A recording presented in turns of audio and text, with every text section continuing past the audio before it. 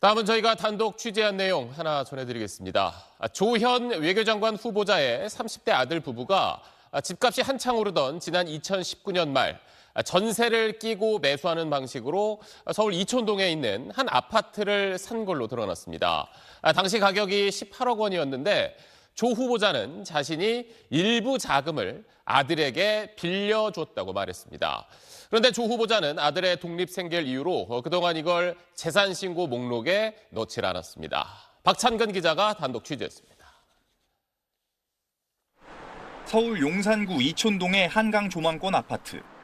지난 2019년 12월 당시 35살이던 조현 외교부 장관 후보자의 아들과 그의 부인은 이 아파트의 200제곱미터 매물을 전세를 끼고 사들였습니다.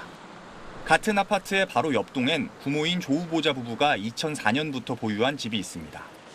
2019년 하반기는 부동산 가격 상승 탓에 당시 정부가 전세 끼고 사는 갭 투기를 차단하는 조치와 같은 부동산 대책을 내놓던 시기입니다. 당시 조 후보자는 주 유엔 대표부 대사로서 고위공직자였습니다.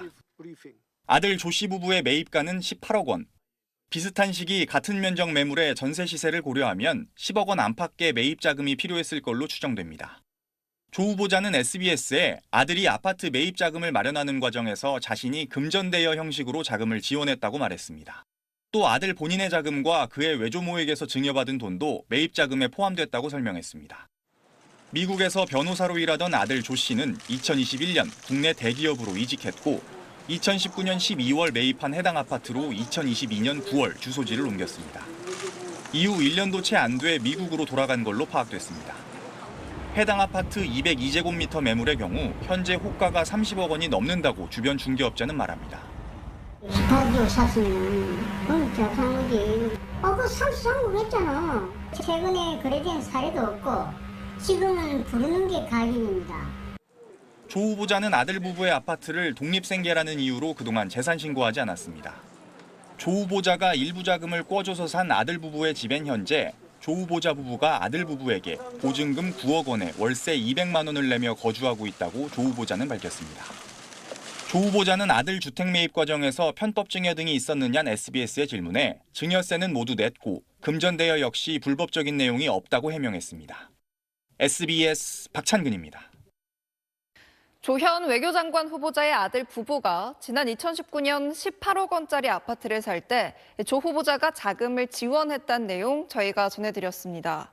그런데 어제는 자금 일부를 아들에게 빌려줬다고 해명했던 조 후보자가 오늘은 증여한 거라고 하루 만에 말을 바꿨습니다. 조 후보자가 지난 2023년에도 5억 원을 대출받아 그 가운데 일부를 아들에게 지원한 사실도 확인됐습니다. 박찬근 기자가 단독 취재했습니다. 당시 30대였던 조현 외교부 장관 후보자 아들 부부가 지난 2019년 12월 18억 원짜리 서울 이촌동의 아파트를 전세를 끼고 살 때 조 후보자와 아들은 모두 한국이 아닌 미국에 있었다고 조 후보자가 오늘 밝혔습니다. 그러면서 조 후보자는 본인이 6억 원, 아들의 외조모가 3억 원을 각각 아들에게 증여해 줬다고 말했습니다. 이어 취득세 납부에 필요한 1억 원도 아들에게 증여했다고 덧붙였습니다. 이에 대한 증여세도 다 냈다고 했는데 납부 시기는 언급하지 않았습니다. 조 후보자가 아들에게 증여했단 총 7억 원의 출처는 뭘까? 이듬해인 2020년 1월 당시 고위공직자였던 조 후보자의 재산신고 내역입니다. 조 후보자 부부는 9억 원대 공동명의 아파트, 1억 원대 대지, 1억 원 미만의 예금 등을 신고했습니다. 7억 원의 출처로 추정될 만한 금융기관 채무 등은 안 보입니다. 7억 원의 출처와 증여세 납부 시기에 궁금증이 커지는 이유입니다. SBS 취재 결과 조 후보자는 지난 2023년 5월엔 본인과 부인 소유집을 담보로 4억 원쯤, 아들 부부 소유집을 담보로 1억 원쯤, 총 5억 원가량의 대출도 받은 걸로 확인됐습니다. 대출 이유에 대해 조 후보자는 아들이 미국으로 건너가면서 생활자금 등이 필요했는데 이를 지원해주기 위한 거라고 SBS에 설명했습니다. 그러면서 아들에게 준 금액과 대여인지, 증여인지 등을 나중에 밝히겠다고 덧붙였습니다. 조 후보자는 2018년 이후 공직자 재산 신고 때마다 아들이 독립생계를 유지한다며 아들 자산은 전혀 공개하지 않았습니다. 조 후보자는 독립생계라는 아들에게 아파트 매입을 위해서 2019년엔 7억 원을 증여했고 2023년엔 생활자금도 지원했다는 얘기입니다. SBS 박찬근입니다. 조현 외교부 장관 후보자가 한남동 재개발 지역에 도로를 매입해 10억여 원의 시세 차익을 얻었다는 투기 의혹과 관련해 해명을 내놨습니다. 조 후보자는 외교부를 통해 배포한 입장문에서 2003년 해당 부지 매입 당시 자신은 무주택자였고 당시 자금으로 주택 마련이 여의치 않아 부동산의 권유로 도로를 매입했다가 2020년 매각했다며 내부 정보로 해당 부지를 매입했다는 의혹은 전혀 사실이 아니라고 해명했습니다. 앞서 조 후보자가 대통령 비서실에서 파견 근무하던 2003년 6월 배우자 이모 씨가 지분 쪼개기 매입으로 서울 보광동 일대 도로 부지 90제곱미터를 샀는데 5개월 뒤 이 지역이 한남뉴타운 3구역으로 지정되면서 내부 정보를 알았던 것 아니냐는 의혹이 언론을 통해 제기됐습니다.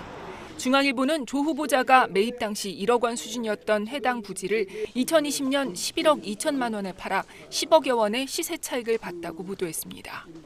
조 후보자는 오늘 출근길에도 취재진을 만나 당시 한남동 재개발은 다 알려진 사실이었고 부동산에 전부 소문이 나 있었다며 내부 정보 의혹을 부인했습니다. 또 당시 자신은 살 집을 사야 할 것 아니냐며 반대를 했지만 아내가 처가에서 받은 돈으로 도로 부지를 샀다고 말했습니다. 또 문재인 정부 때 아내의 만류에도 불구하고 매도했고 매매가의 45%를 세금으로 정확하게 냈다고 설명했습니다. 조 후보자는 또 서울에서 20년 정도 매물을 보유하고 10억 원 정도의 수익을 올리는 경우는 주변에서 많이 봤다며 횡재했다고 생각했지만 악의성 투기를 한 것은 전혀 아니다라고 강조했습니다. SBS 조지연입니다.